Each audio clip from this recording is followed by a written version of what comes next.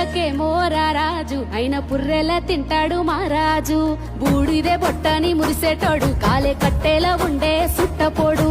ఊపిరి పోసి ఉయ్యాలల్ల ఊపేవాడట, ఊపిరి తీసి ఊరేగింపు చేసేటోడట.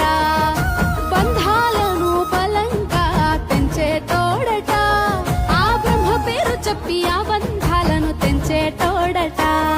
ఓహో నీలకంఠ శ్మశానాల వెంట ప్రశాంతంగా వీరంగమాడుతావంట. తల్లి లేనోడే గాని తల్లడిల్లితే చూడడు, తలపై నీళ్లు పోస్తే తల్లిలాగా చూస్తాడు. తల్లి లేనోడే గాని తల్లడిల్లితే చూడడు, మూడు కన్నులుండి కూడా ఎన్నడూ మురవడు. దరిద్రము, దుఃఖము, భయము, శత్రుబాధ, ఈ నాలుగు ఎంతవరకు ఉంటాయండి అని ఒక ప్రశ్న. అంటే శివారాధన ప్రారంభించే వరకు ఉంటాయని చెప్పాడు. అంతే. అవి ఎంతవరకు ఉంటుంటే భగవంతుడిని ఆరాధించడం వరకేట. ఆరాధించడం మొదలెట్టిన దగ్గర నుంచి నీ ఆరాధనలో ఉన్న తీవ్రత బట్టి అవి తగ్గడం మొదలు పెడుతుంటాయట. కానీ ఎంతో కొంత తప్పకుండా. పైగా ఇంకోటి ఏంటంటే, మనం ఎన్నో పనులు చేస్తాం, ఒక మందు వేసుకుంటాం, పని చేయలేదండి అనొచ్చు.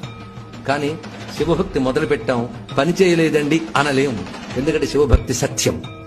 సత్యం అంటే వ్యర్థము కానిది, అది వ్యర్థం కాదది, తప్పకుండా ఫలిస్తుంది. నువ్వు కొద్ది ప్రయత్నం చేస్తే అని ఇంకా పైకి లాగుతూ ఉంటాడు. అందుకు నువ్వు చెయ్యొత్తు అని చెయ్యూతిస్తాడు, పిచ్చి లాగుతాడు. అది ధైర్యం మనకి. అందుకే ఒక్కసారి శివుడి వైపు తిరిగితే మరి యముడి వైపు తిరగంట మనం.